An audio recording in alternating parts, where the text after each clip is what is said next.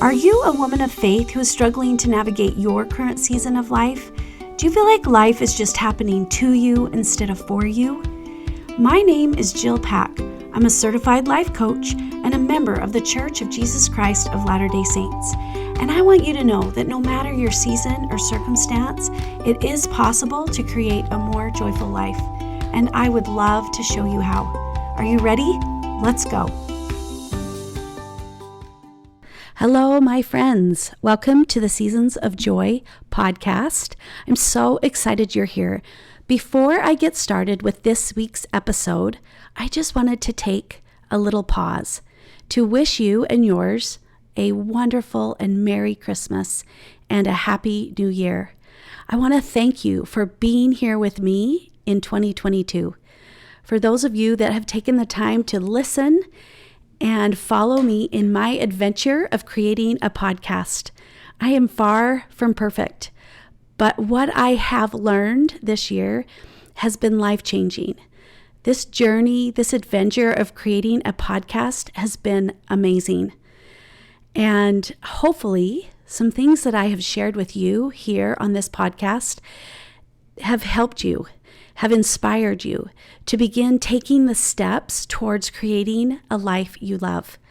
I'm hoping that the things that I've taught here will help you in 2023, that as you move into this new year, this new season of life, that you will feel empowered and excited for what is coming next. So thank you for being here. Now on to the episode. This is episode number 41, entitled Somatic Work with Denita Bremer. I am so excited to share this conversation with you today. I think you will find it very enlightening and powerful as you begin to understand at a deeper level what your emotions are and the difference between emotions and sensations. So here is our conversation, and I'm going to let Denita introduce herself. Thanks, Jill. Yep, I'm Denita Bremer, and I am a coach for LDS women, and I'm moving toward coaching in the space of trauma. I live in the Denver area. I have 3 kiddos. I just dropped my oldest off at college last week in Europe. So there's some I need coaching around that at some point. Yeah. And then I've got 2 more teenagers here at home in middle school and high school. Yeah, that's me. So great. Have you lived in Denver your whole life, or? We have been here for 16 years. We did a short stint in the Bay Area, in the San Jose area, and I grew up in Eastern Washington State in a teeny tiny little town that most people have never heard of. What kind of led you into coaching? Like, I know you've been doing it for a while. We met at a live event. I think it was 2019.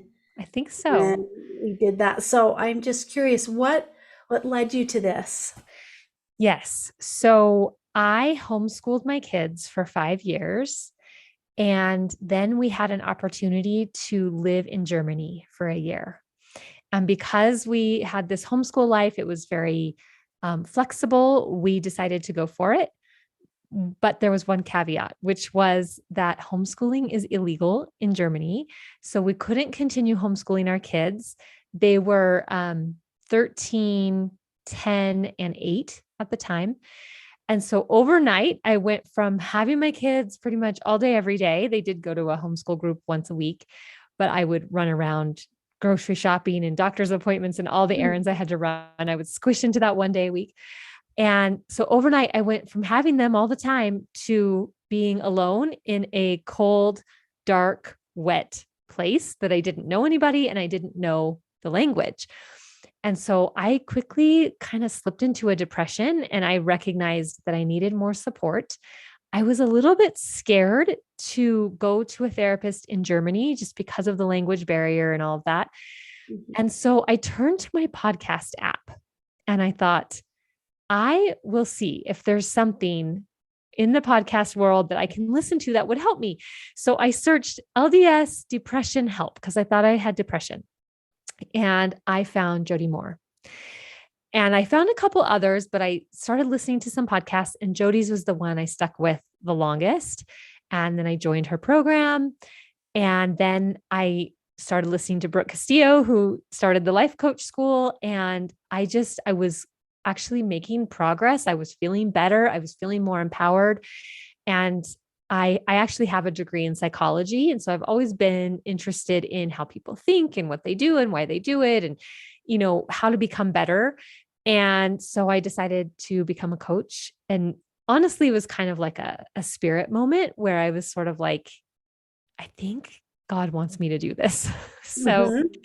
that is kind of how I came to Yeah. coaching. I thought I was depressed, found a life coach, started listening, loved it so much. It helped me a lot. It helped me a lot in like how I approached my children in my motherhood and, Mhm.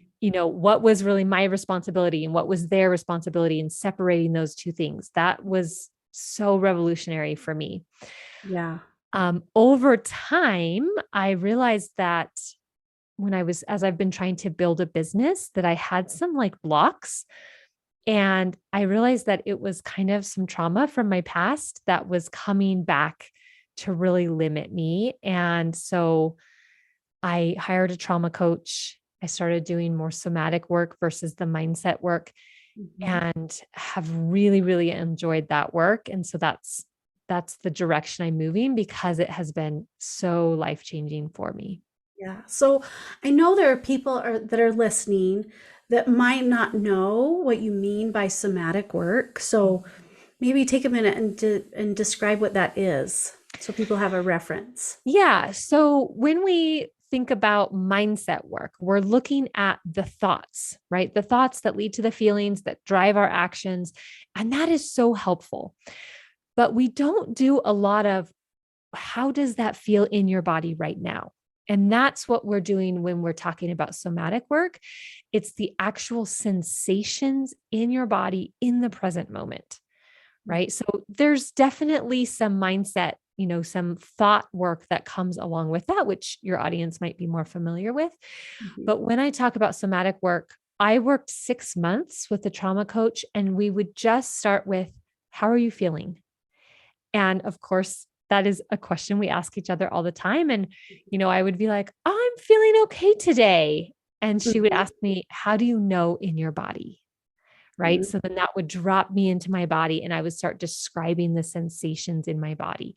So that's what I'm talking about when I say somatic work. It's really not focused on the thoughts, not focused on what people say and what people do. It's focused on how do you feel in your body right now?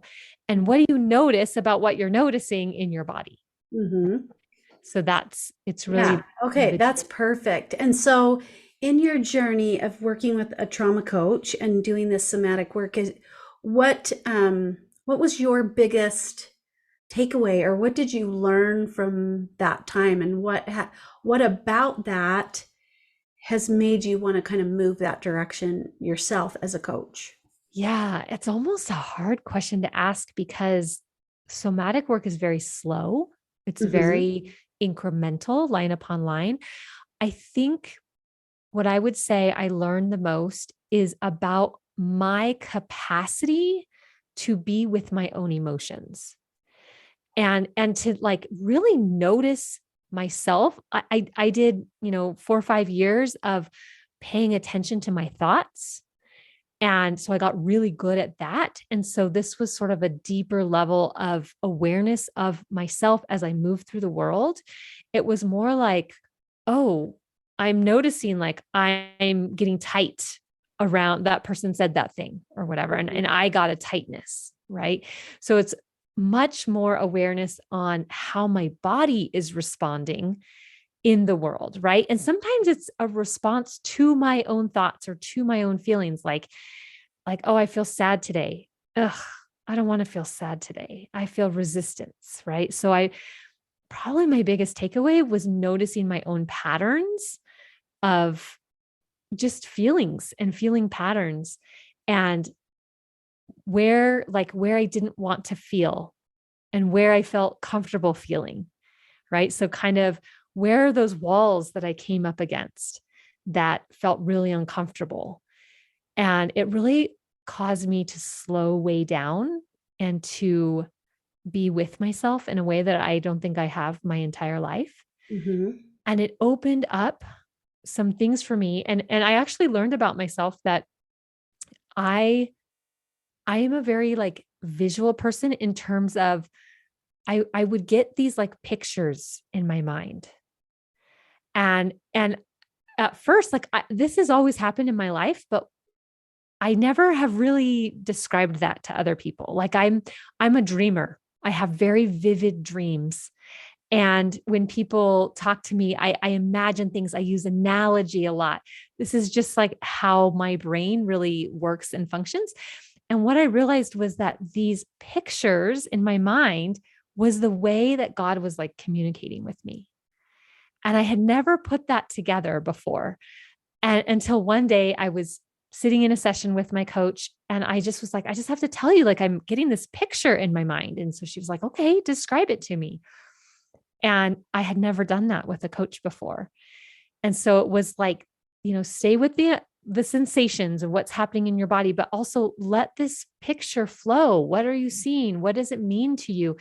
And so I really kind of started leaning into that, and it really deepened my relationship with God and how he communicates with me. That's beautiful. I love that.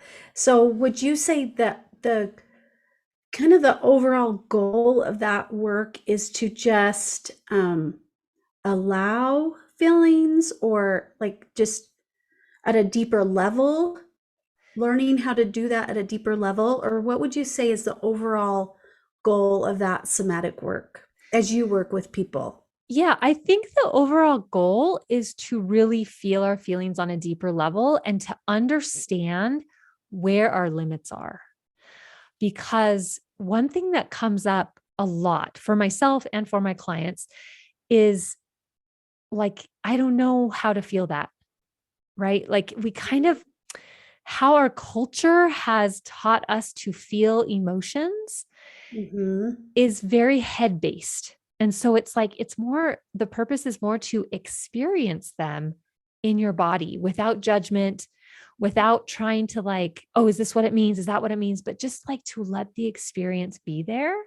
Mm-hmm. And when we do that, things come up like, oh, this reminds me of a time when my mom said, I was in trouble or something like that, right? We have these patterns that are formed when we're very, very young, even from in the womb to like 3 years old, 8 years old, right?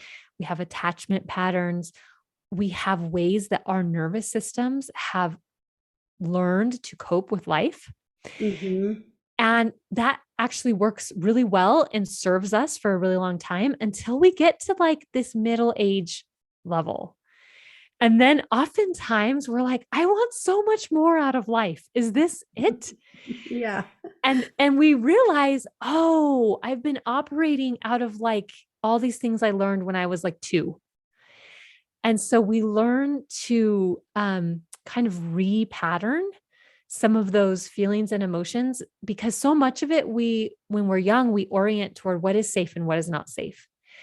And when we're older and we can logically know, oh, I'm safe, I want more. I want to have more fun. I want to go deeper. Like I just want to experience life more.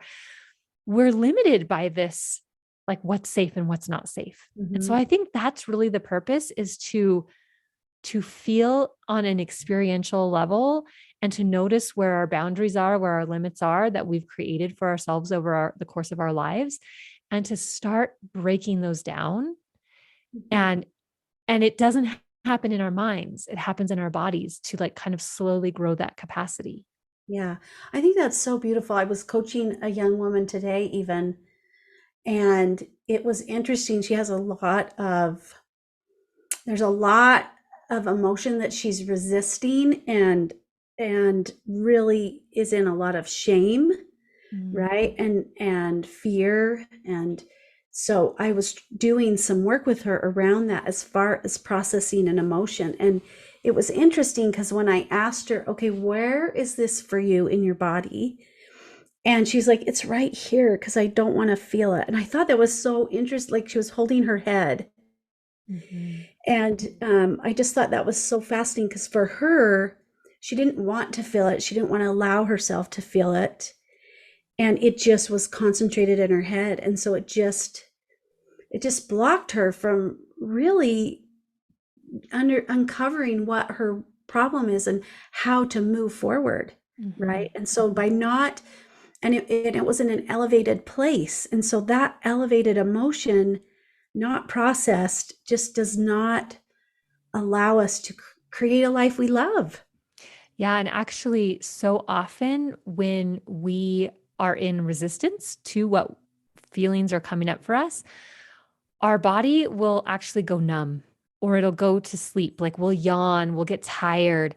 It's like those are some cues that this is too much for me right now. I can't, Mhm. this is where my capacity, where the edge of my capacity is, right?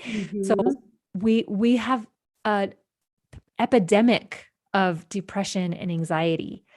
And I think that the way I view them from what I'm learning about the nervous system and emotional capacity and all of that is that these are actually symptoms of our capacity to feel, Mm. right? So there's a really good reason why we're feeling depressed, which might mean numb or I'm feeling nothing, Mhm. right? Because it's too much for our systems, our bodies. Yeah. Because we haven't allowed it before, is that what you think? Like we haven't allowed ourselves to process things, and so it feels too Or it much. wasn't safe to do that, right? Mm. We got Okay. messages from our caretakers or Yeah. other people in the world that said, like, oh, it's not okay to cry. Like, don't cry. Girls Mhm. don't cry. Like, be strong, be tough, right? Mhm. We're actually socialized to resist a lot of emotion. That's Mhm. actually on my journey, my emotional journey. I had to start with resistance. I had to start. And what I would do is I would go, I used to hate walking because I hated feeling cold. And the times of day that I have time to walk is early in the morning or late at night when oftentimes outside of summer, Yeah. it's It's cold. cold. It's chilly. Yeah. Yeah. And I just hated it.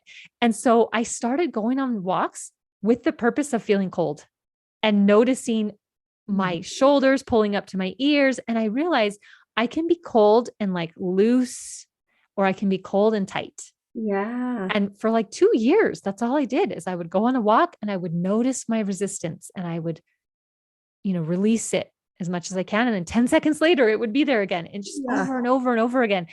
I had to process that resistance so much. And I think that really speaks to my life and like my life as a child. There was so much to fear. It was my upbringing was very chaotic. So I was always on edge. I was always like bracing myself. And so it took me a good 2 years to get to that point where, okay, I think I can get a little beneath the resistance now. Mhm. And that's when I really started to make a lot of progress and feeling like, oh, I can handle this. I can Yeah. have more fun. I'm like really feeling it instead of just going through the motions. I'm actually there with it. Yeah, I think that's an interesting point you make because sometimes we think that it's the resistance to negative emotion, but I think there's resistance to positive emotion as well. Oh, absolutely. Yeah, I think that's such a good point. Do any of your clients struggle with like they want to feel better, they want to feel good, but they just feel like "Oh, I just can't do it." Or even like I want to feel the spirit. I want to feel God talking to me, but Hmm. it's just not accessible. Yeah, I would say that there's some of that, definitely. Most of my clients that have come to me, it's they're just really barely learning. They create their emotions, right? Like they and what an emotion really is. Like I Yeah, think so many of us at the basic level don't really understand the power of emotions and the purpose of emotions and that we can absolutely. learn from those emotions, right? And so the people I work with are still just kind of like, oh, oh, that's what it Ah. is. Okay. Yeah, and I would offer because it is so powerful to learn my thoughts create my feelings. And I have some power over that. The Hmm. thing that I'm learning is that that is true when our nervous system is in a kind of calm, rest and Right. digest Right. Right. stage.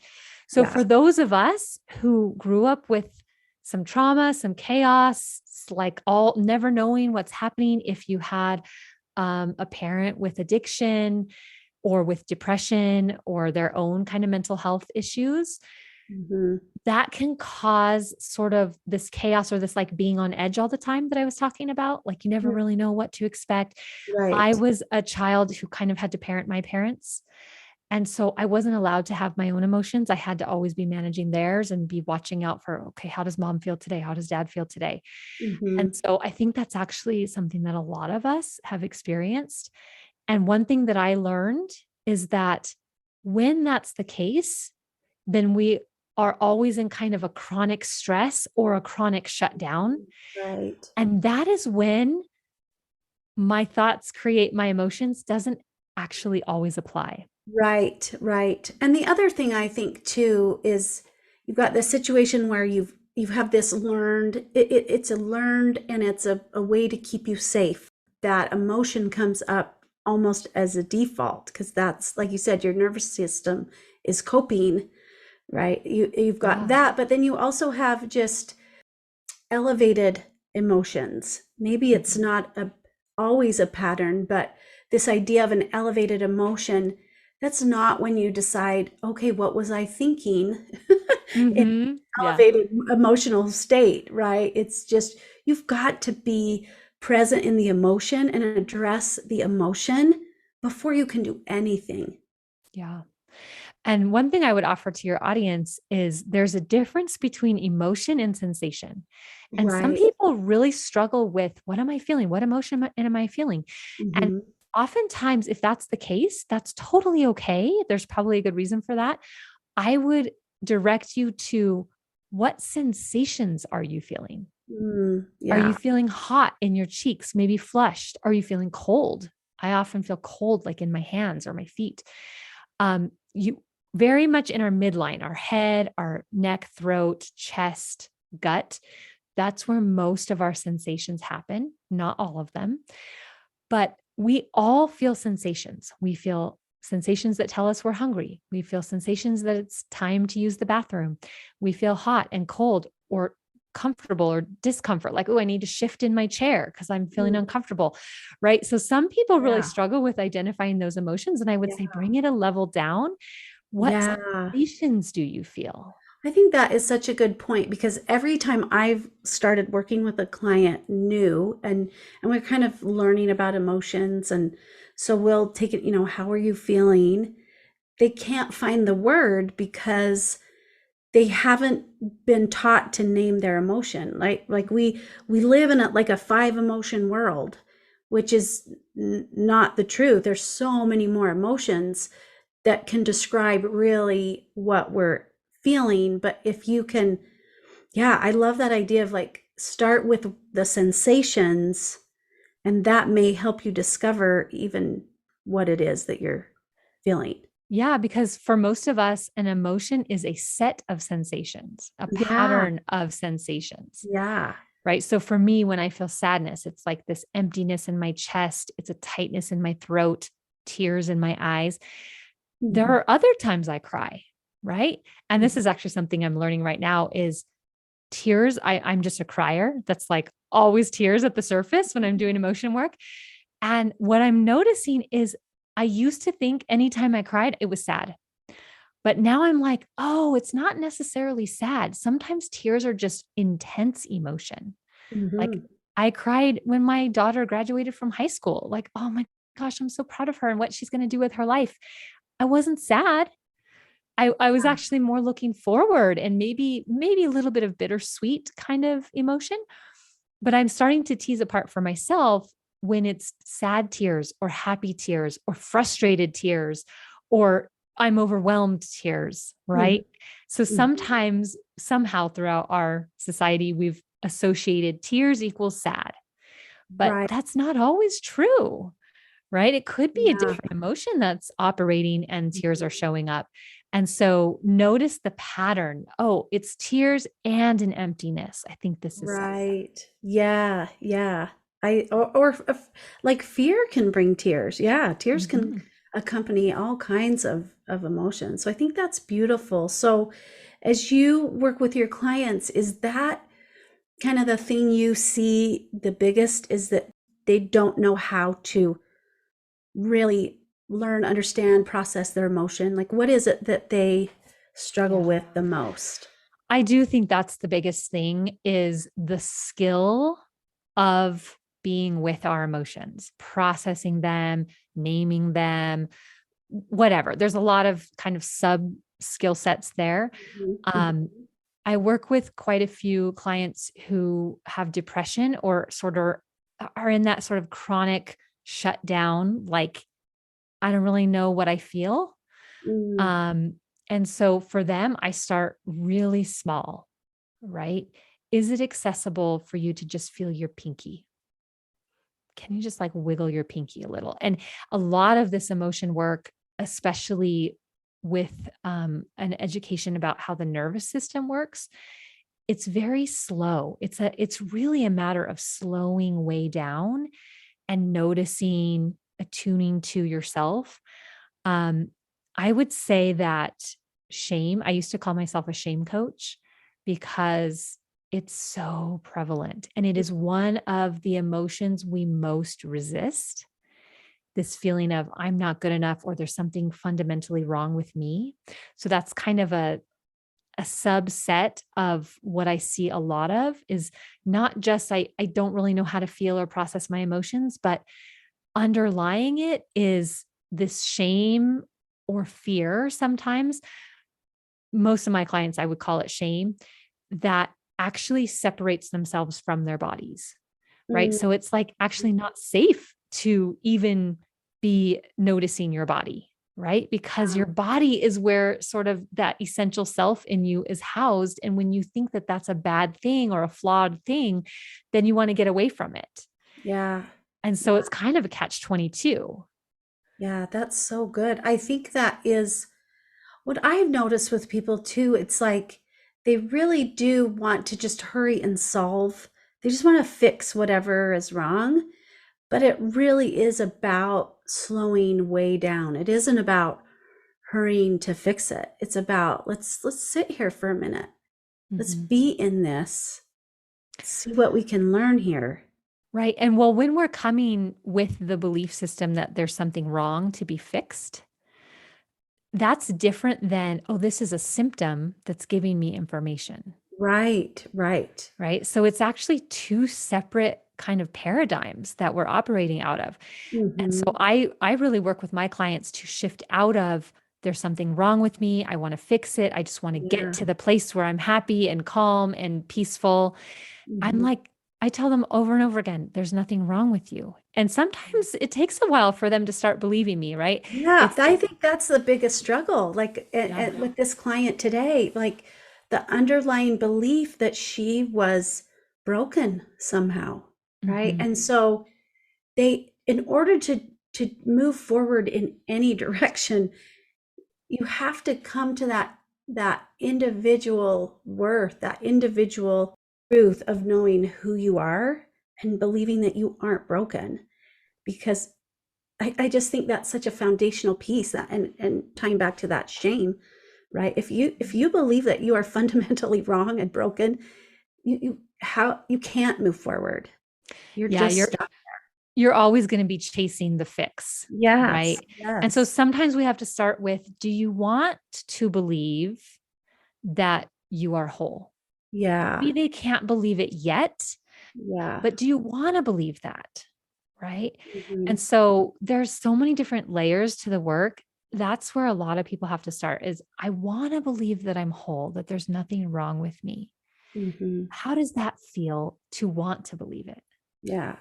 Oh, I Right. think that's so beautiful, Danita. I think that is such a good, I think people that are listening, if they're like, well, I just don't believe that. I just don't believe it. Yeah, that there's a lot of power in just let's play with this idea of what would it feel like if I did believe it? Mhm. Or what does it feel like to want to believe it? I love that. It's a beautiful way to kind of guide someone to that. Exactly. And there's one thing that I've learned in like nervous system work, that story follows state. So the state of your nervous system will determine the story that you tell.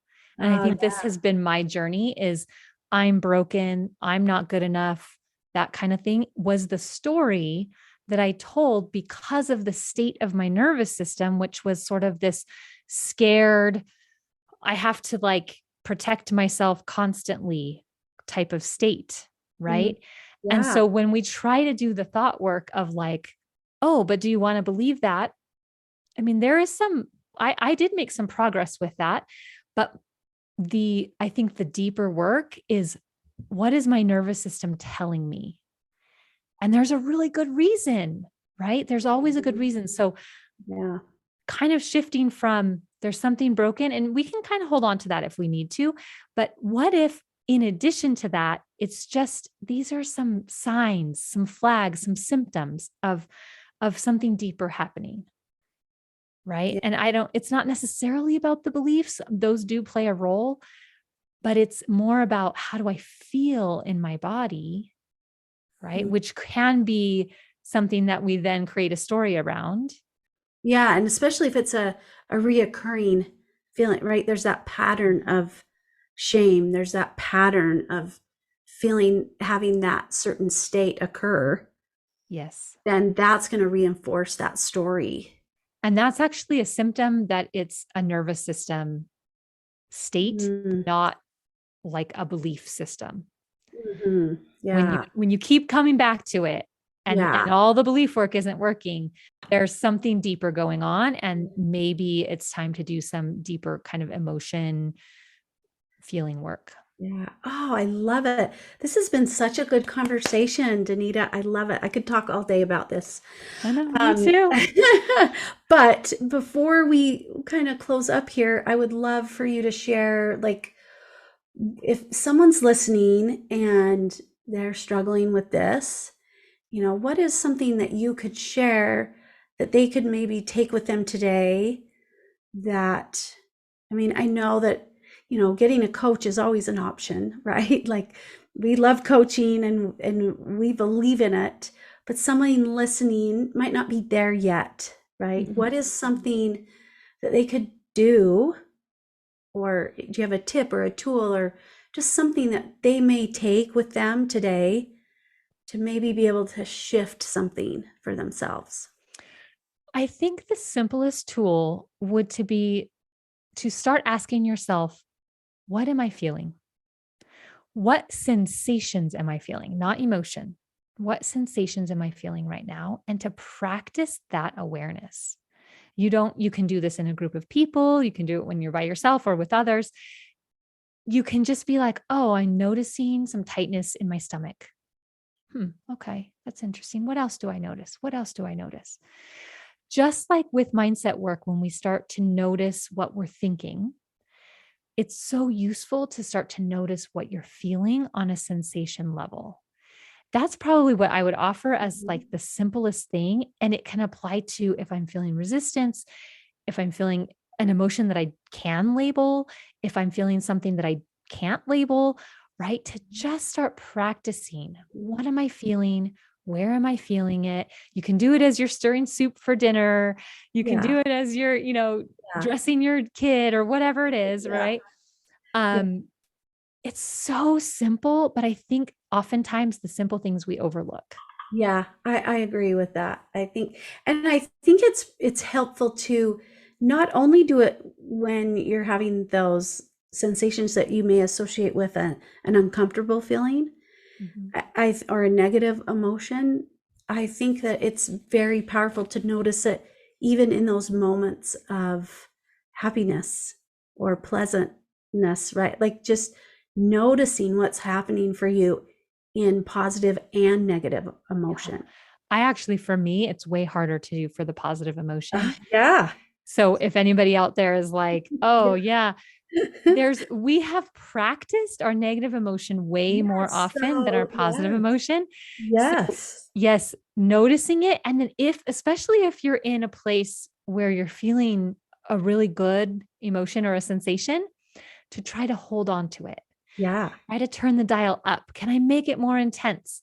As I've practiced this, I notice my limits, if especially with positive emotion. If I try to deepen it, make it more intense, hold it for longer, I immediately start to get a headache. Yes. And it's my body's way of saying, It's okay, this is too regulating. much. Yeah, Yes. it's regulating that. That's oh, there's a book, The Big Leap. Have you ever read that? Yep. Yep. Yeah, and it talks about this. We kind of it applies here, but there's this threshold that Yes. we kind of hit, the ceiling, right? And it's just like, oh, this is uncomfortable.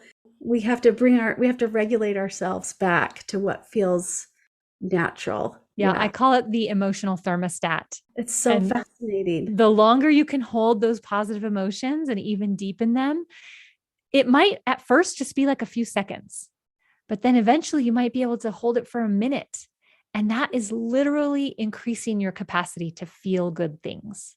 Oh, I love that. I think that is the perfect way to end this discussion. So thank you so much. So Denita, I want you to tell people where they can find you. Yeah, Yeah. how can they find you? The best place is to hop over to my website, which is just DenitaBremer.com. I've got some things going on there and I have new things coming that will be there as well. I am on Instagram at Denita Bremer Coaching, but I think I'm going to be leaving social media soon. So Okay, we'll yeah, see how active I am there soon, which is why I say my website is really the best place yeah. to find me. Okay, so I will have that all in the show notes so people can click a link if they want to come and learn more. So I just want to thank you so much for taking the time to be on here today. I think there was some really good information that someone needed to hear today. Awesome. Well, thank you for hosting. You're doing amazing work. Thank you so much for listening. If you like what you hear, I would love it if you would share it with your friends and family and leave me a rating and review. If you'd like to learn more about what life coaching is, please schedule a free discovery call with me where we can work together through something that's causing you a problem. Just go to my website, seasons-coaching.com, and you can also find information about my Seasons of Joy one-on-one coaching program and my Seasons of Joy community. Have a joyful week, and I'll see you next time.